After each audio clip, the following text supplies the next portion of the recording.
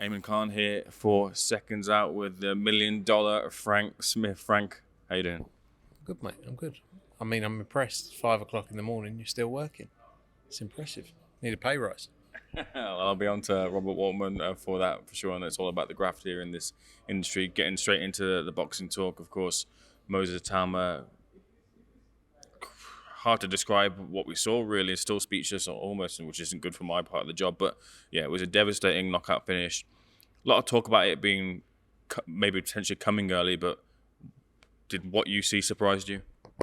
Look, it was a spectacular win. You know, he went out there and he did a job. You know, he's a special fighter. And for 20 years old, it's quite amazing to see what he's done and, you know, what he can go on and do. I think the difficult thing is always going to be getting the experience as he steps up. Because now it's like at a point he's beat Dillian White, who's a big name, and it's like, where do you go from here? I saw him like talking about USYK and people like that, and you have to commend him for, you know, what he wants from the sport. But yeah, special win and a special talent.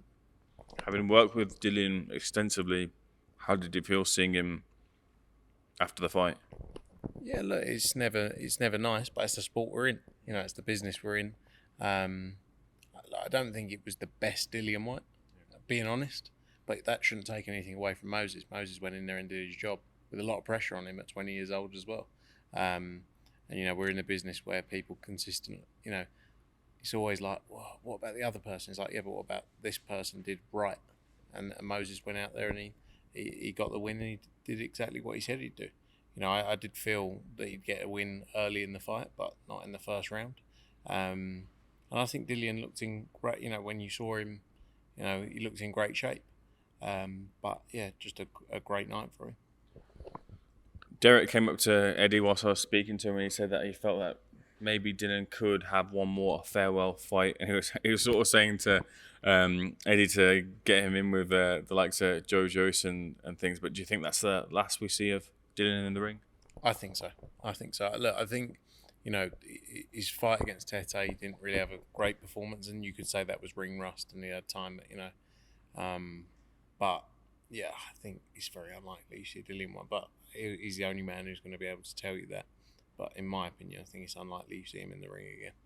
I asked Eddie this in the week, and I don't mean this as any sort of dig or anything like that, but do you kind of feel like maybe you, and I know that he was kind of signed up early and he's still very early in his career, but do you feel like you've missed one maybe with Itauma? I mean, look, you can't get everyone. And Queensbury got him very early and have done a great job with him, but that's boxing. You know, like there's a lot of promoters out there, there's a lot of good talent at all the different weight divisions, and he's hot right now, you know, and next week or next month there'll be someone else who's hot, and that's the sport we're in. You know, there's consistently new names and new fighters joining the sport. So yeah, of course, but you could sit there and look at hundreds of fighters and say, oh, we should have signed him, or should have done this, or, you know, should have put the focus here. But, you know, we're in a sport that you've got to work with, you know, you've got to pick the talents you believe in, and not always are they going to make it to the top, you know, and I hope Moses does, and I'm sure on the trajectory he's on, he will. But yeah, no, not really. Do you think you have someone who could rival him in the form of Terry Moana? For sure. I think Terry Moana is a special heavyweight, but it's early days as well, you know. But I think with the performances he's been putting in, you know, he's had some great wins so far. He's got to step up the levels. You know, Moses is that little bit more advanced right now, but that's a huge fight down the line, and I think Terry Moana could give him a real good go. What do you think about the potential that Moses Itauma now steps in with the likes of Alexander Usyk? I think unlikely. Also, it's worlds apart in terms of who he's been in with, you know, and it would be a big jump. I mean, if he went in there and he beat him at 20 years old, it would be quite impressive, wouldn't it? But I think it would be unlikely. Moving on to the matchroom perspective, Ray Ford, look, he got the win, maybe not as his best, but in terms of the next opportunities, what's in line for him? Yeah, look, I think he's one of those people that's driven by fights, you know, that excite him. And I don't think, quite honestly, like Abraham Nova, all respect to him, you know, for stepping up to the challenge on 4 weeks' notice. But I don't think Ray was driven in that fight necessarily. And that shouldn't be an excuse, by the way. Every fight, you should go out there and give it everything. But I don't think it was the best performance we've seen from him. You know, and it was probably a closer fight in some parts, you know, especially on the scorecards, than people thought. But Yeah, he's got to go out there and get the big fights. And he'll want world title fights. You know, he's obviously moved up in weight, former world champion. He'll want to become a 2-weight world champion. Shaky Foster? Possibly, yeah. That's a great fight. You know, it's a great fight if we can make it happen. And look, if he goes and beats Shaky Foster, it makes that Nunes fight as a unification that much bigger. We're hearing about the conversations surrounding Anthony Joshua's next move, and you were over in Accra, Ghana. First of all, how was Ghana, and was it linked to Anthony Joshua, the reason why you were there? Yeah, amazing place. First time I've been there. Looked after very well. There was discussions about AJ, you know, and a fight in Accra.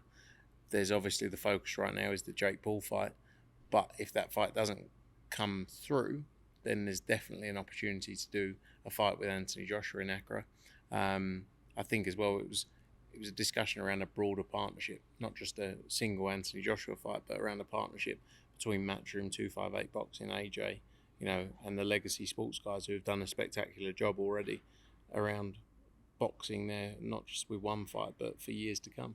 Does it appear to have the infrastructure to facilitate a fight of Anthony Joshua's magnitude? For sure. I was at the Accra Sports Stadium, you know, and they've done huge concerts there, they've done huge events there. And that's where, look, we specialise in doing events all around the world. We've done major stadiums all around the world. So, yes, it's all possible. And it's very exciting. I mean, those kind of images, I went to, like I say, the stadium I went to, you'd have 50 or 60,000 people in there. It would be, you know, images that would last a lifetime. And, you know, a moment in AJ's legacy that would be amazing to put together. Do you have a working date for any potential show in Ghana? No. But they're obviously doing shows as well. So it's the discussion around, you know, broadening a partnership between us all around those shows. And then, you know, AJ's obviously the focus is, you know, there's been discussions about the end of this year, but probably more likely early next year. The name that's heavily linked with Anthony Joshua is Tony Yoka. Is that close? No, there's been no discussions about that fight. There's been no discussions really about opponents. The trip out there was to go and look at the opportunity and make sure we could make it happen. And then it would be moving on to opponents from there. But like I say, the front runner right now, surprisingly to people, is Jake Paul. Closing up on a couple of final things. That Jake Paul fight and him being the front runner, does it come down to strictly financials when it comes to that deal? That's a money on the table just too good of an offer to refuse? Yeah, look, it's commercially a massive event, you know, and I think the reality is fighters are in a dangerous sport and you got to maximise your earnings. And just like anyone in life, if you said, here's an opportunity and it's massive and the biggest thing out there and you can make an absolute fortune and it's, you know, a bit easier than this one, what do you pick? 99.9% of the time you pick that. Look, he's 2-time unified heavyweight champion of the world. He's never shied away from a challenge. But if this opportunity is there, then I think most people, if not all, would pick it. And there's going to be people who don't like it. And look, the reality is difficult because it's like, it sounds, but if you don't want to watch it, you're not forced to watch it, you know? And that's always my take as well with influencer boxing. When people go, oh, this is a joke. No one's forcing you to watch it. You don't have to turn it on. You know, there's a market for everything. And the reality is with that fight, it's a commercially, you know, commercial mega fight. I didn't mention in our Zoom interview that I obviously spoke to Dmitry Artur Beterbiev's coach, who felt that Bivol had kind of disappeared from the negotiation table when it came to the trilogy fight with Bivol and Beterbiev. It's since come out that Bivol, of course, was in for surgery for his back and is on the road to recovery. But is there a timeline for when or if that trilogy fight will happen between the two of them? I think Beterbiev is obviously fighting on the November 22nd card. The focus is for Dmitry is to be 100% fit. They had 2 very tough fights back to back, you know, in close succession. And he had a fight before that, obviously, when the original Beterbiev fight was supposed to happen in June. He boxed June, October and February. And 2 real tough fights against Beterbiev, obviously, very close. And it was just about ensuring he was fit and ready. He wasn't going to rush into something where he wasn't ready. And I think early part of next year, you'll see Dmitry back in the ring, whether that's the trilogy or something else. You know, he's got a lot of options. The last thing is, when we last spoke, it wasn't confirmed as the bench lump status in terms of his broadcasting deal. That's now been confirmed. I want to know, Frank, as the man who kind of gets everything over the line when it comes to Matchroom, do you think the BBC deal is a viable model to continue with if you want to have longevity in the sport? I mean, it's a viable model depending on what level you want to deliver it. You know, ultimately, everything's a viable model if you're delivering to that level of investment, and the investment is going to, you know, drastically reduce from where he was at. So it's going to make it very difficult to retain the fighters or type of fighters, and you know, stay in that top tier of promoting. Just being honest, you know, I get stick for saying it, but that's the reality of it. You know, he's going to be working on much smaller budgets. He's got 4 shows a year. You know, 4 shows, a 1-year deal. It's very hard to build any talent. You know, you got a fighter who wants to fight multiple times a year. Some fighters want to fight 3 times a year. You know, how do you do that? How do you headline fighters? How do you build, you know, and keep them active? It's very difficult. But yeah, that's for them. Right, we'll leave that there. Thank you for speaking to us, and thank you for taking the time out. Obviously, very tired as well, too, from long stint. Just as I started talking, I thought, bloody hell, I'm knackered. Been up about 24 hours, but no, all good, and see you soon. Cheers, Frank. Much appreciated.